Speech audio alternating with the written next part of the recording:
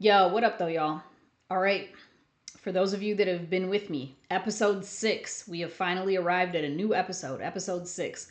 And what I'm going to entitle episode 6, it's going to be another umbrella episode that's going to have little subparts to it, but it's going to be the crutches. The crutches that were given to the prosecution throughout the entirety of the trial.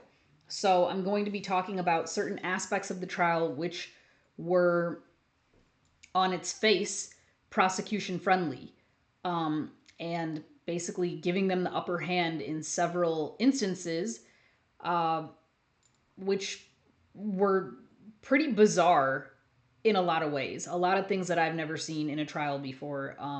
And as a trial attorney, that's kind of crazy.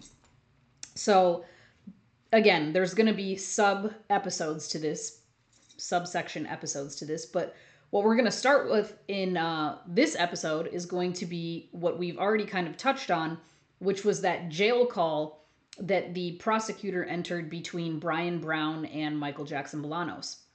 Why was that a crutch given to the prosecution? Well, in my opinion, it didn't really end up being a crutch because, again, we played the entirety of the call. The prosecution tried to piecemeal this call and they just wanted certain portions of the call in.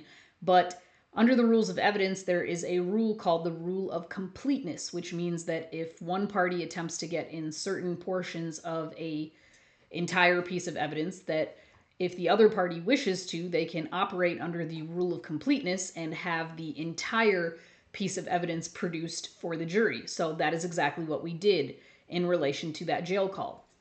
But why was it even problematic from the very beginning that the prosecutor attempted to get in that jail call? Well, I'm sure many of you all know that attorney-client discussions are privileged. Those are privileged discussions.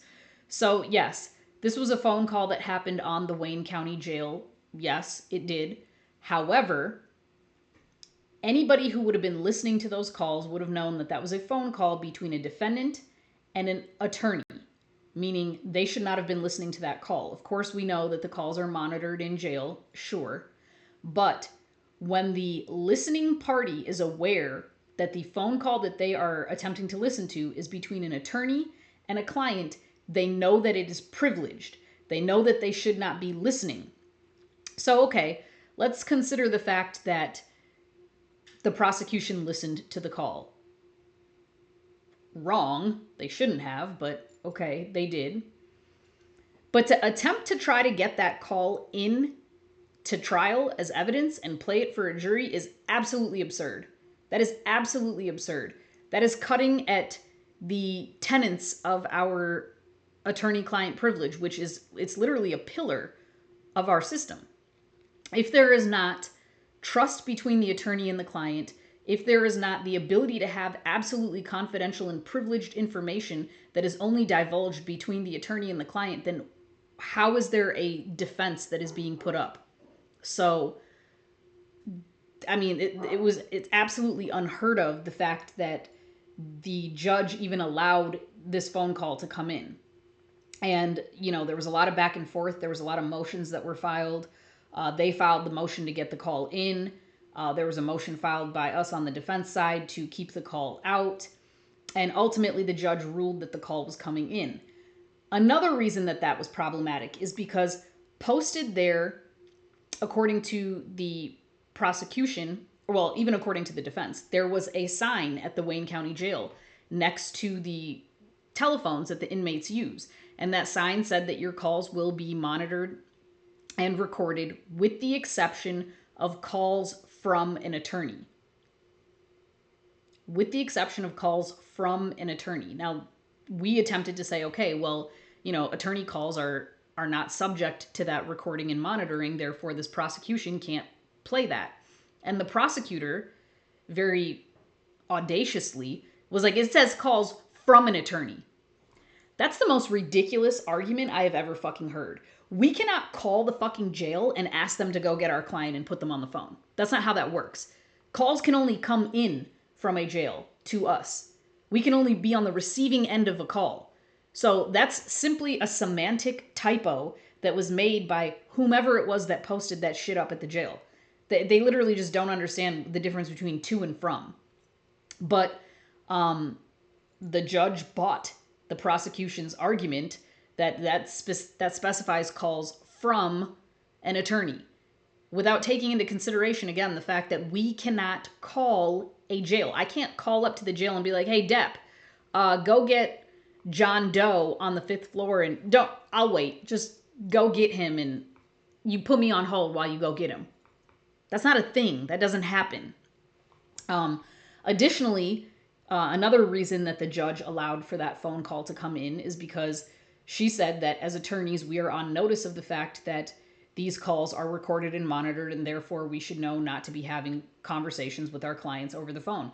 Again, utterly ridiculous proposition.